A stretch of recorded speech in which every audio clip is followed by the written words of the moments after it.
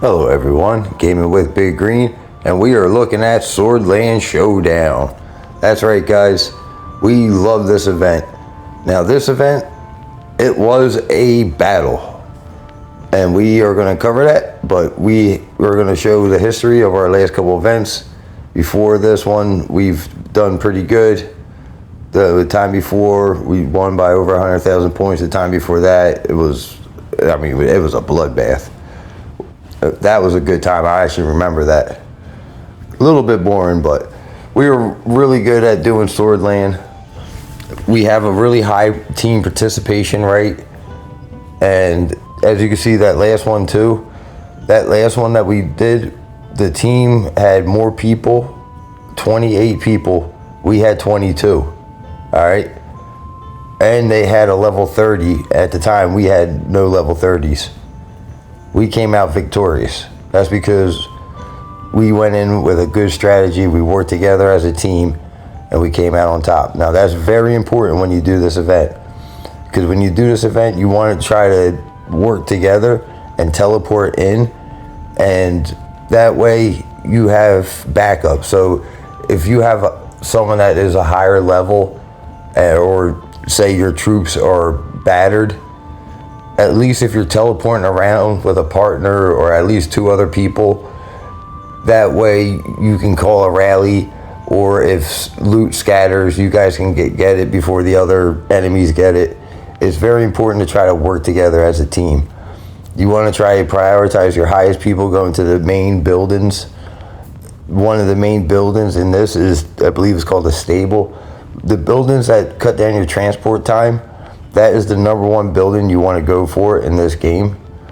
That is always very important, and most server games that have this always have the same type of thing. Now if you click on the guide right here, you can see you'll start in your blue area. Sorry, this thing's very touchy. So you'll start in your blue area, the enemy will start in the red area. Now when you get zeroed out, you go to the start of your blue area. You do attack city on this. Very important to note, you do attack city on city. You do not lose troops, but your troops will get hurt. You cannot heal up with speed ups. So you have to be very mindful of your troops. Now, it's basically just showing the buildings that are going to start popping up. Now, one other thing is, there's going to be these things at the end called undersellers. They're very good. They're basically like gathering spots. If you guys have spare troops, or if you're struggling to get points, you can put your troops in there, and I believe it's like 4,800 for like 18 minutes or 16 minutes. So as soon as you recall, you get them points. So you can gather all the way up to the last couple seconds and, you know what I'm saying, recall and get the points. So the event's about to start in 1 minute. And again, we just went over some very important tips. There's different buildings that you want to try to go for. So of course you got the main building at the very top, and then that one you want to hold. But one thing to note is the computer attacks that like every so often. So after an attack, if you're in there, you kind of want to replenish your troops, kind of like what we do for a sanctuary or an outpost battle. Like whenever you do something like that, you want to take out your characters and just resend troops, so that way if you're below your capacity, your troops will fill it. So now looking at the rest of them, you see there's control points and arsenal points and stuff like that. So these buildings here, the Hall of Reform, the Mercenary Camp, that will open up north and south of the building, the main castle. Now the Royal Stables, that's the one that you really want to try to hold. That one, and then there's also another one called Bell Tower. Them two ones are really good because the stables cut down your teleport time, and Bell Tower cuts down the time you need to hold the building, or like to conquer the building. So them two right there, Royal Stables and Bell Tower, when you guys start, you really want to try to hold them. And if you guys are jumping around, make sure you try to not lose them, because if you lose the stables, it knocks your teleport time down and it's hard to get back.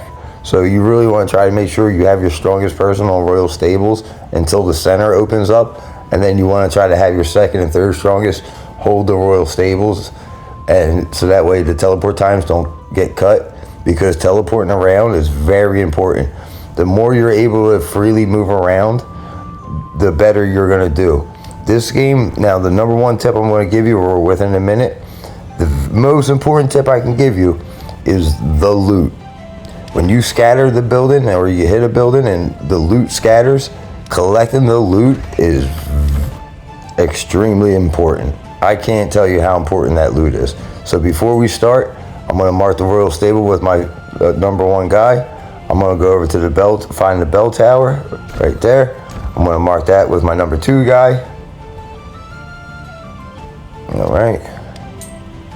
So I'm going to want my number 1, number 2 to go to these buildings, and then we're kind of going to look around. Now, you can navigate with the map in the top right corner. If you touch on a building, it will take you there. It is very sensitive. It will probably drive you crazy, to be honest with you. It drives me a little bit crazy, but it's a very good map to use. And if you hit the battle map part at the bottom, the battle map will open and you will see a overall view of the buildings and even the undersellers. It's a really good way to judge what's going on during the time of battle. We'll show you that when that starts. There's going to be a lot to show you. This is probably going to be a pretty long video, so we're going to probably cut some stuff out. So I just jumped ahead on this video. Now the match has started, and you can see the buildings all lit up on the outside in the top right corner. You can see in green where I'm positioned. Mark didn't go to here. He was put down as a substitute, so he's able to join 2 minutes in, and I believe he's getting ready to teleport over. And yep, there he is. All right, now he's awesome. He's been on R4 with me way back since Whiteout Survival. I've known him a very long time. So you can see the buildings. Now I'm going to let Mark take it. I have more teleports. So you can see our buildings getting taken on the left side. We have most of the right side. So I'm looking around to see basically what their levels is, how many people they have. So basically kind of shopping where I want to go for my next spot.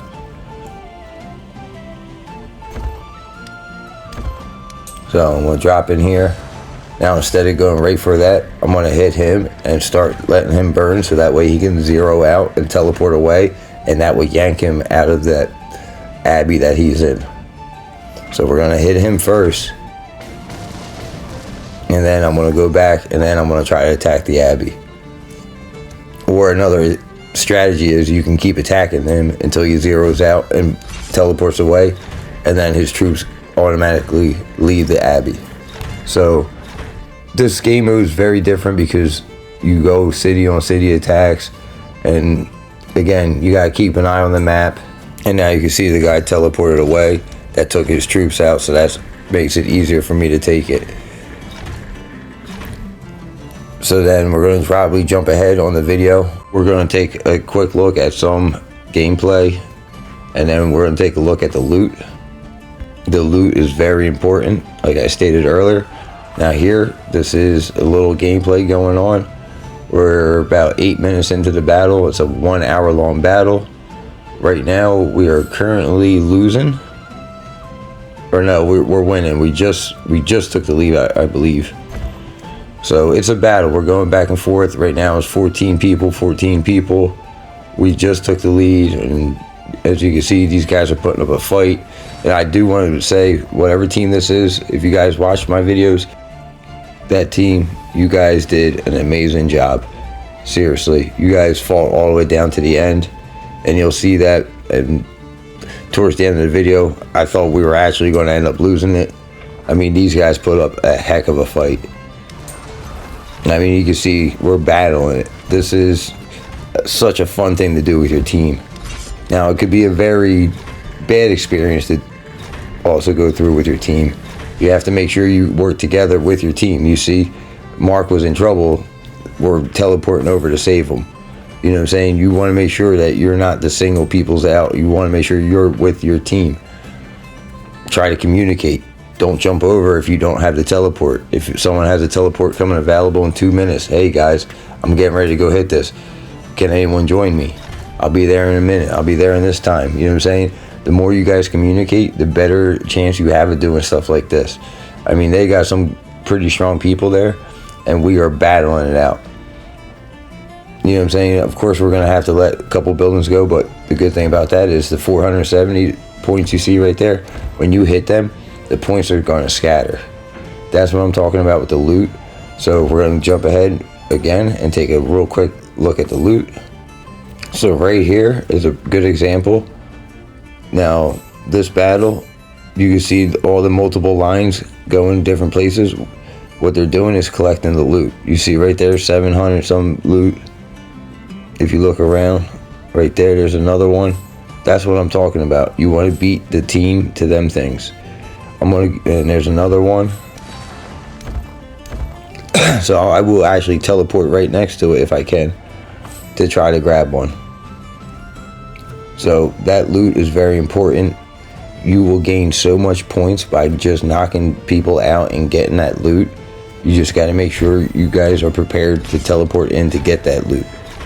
And another important thing I want to note is that March speed ups are free and they're rechargeable, just like the teleports. So make sure you check your speed ups, and especially if you're out of a teleport and you're trying to get from A to B really fast, you can speed up, and they are free and they are rechargeable. So now this is a better clip where I can show you right there. That is what I'm talking about. Again, very important. That's why I keep talking about this. That loot stuff is very, very, very important if you want to win the game. Make sure your team knows to get this. Alright guys, so we're about a couple minutes in. We have a pretty good lead. They got more people coming on, but you can see we have more income coming in. We have more controlled buildings, and we're cutting them off from the loot. Alright guys, so I jumped ahead to about the last 5 minutes of the video. As you can see, they have fought back really good, but we edged them just enough for us to pull out this victory. They're still battling. I mean, you can see the buildings, there's like 4 or 5 red buildings. I mean, as long as you guys work together as a team, teleport, get the loot together, and follow some of these tips, you guys will be good. I mean, yes, it depends on your team, but again, we've beaten teams with higher level town centers than ours, and we've also beaten teams when we were outnumbered. So don't ever look at the competition and think that you can't do this, because that doesn't matter. As long as you stay true to your formula and you guys show up and participate as a team, you guys will do fine. It's all about showing up and working together as a team. You have to participate and be here, and you guys will be fine. Unfortunately guys, I did not happen to record the rest of the match. My recording actually shut off because it was too long, but we ended up winning this. And I mean, as you guys can see, we have a pretty good lead already. The time's about almost over, so you guys can already see too that it was a pretty good victory. But again, this team did play us pretty hard. It wasn't a cakewalk like normally it is for us sometimes. Halfway through, they got really close and it got sketchy, but we pulled through with another victory for Valhalla on server 135. I gotta say, I'm really proud of these guys. Special thanks. I appreciate you guys for showing up and participating. So guys, again, this is something fun to do with your team. Make sure you follow the tips, work together as a team, and I hope some of these tips in this video helps people. That is our main goal, is to make sure that we try to have fun and educate people on the fun they can have with these games. Alright guys, you guys have a wonderful day. More videos are going to come out. Thank you, Big Green community. Keep subscribing, keep coming back. You guys, I'll talk to you all soon. You all have a wonderful day.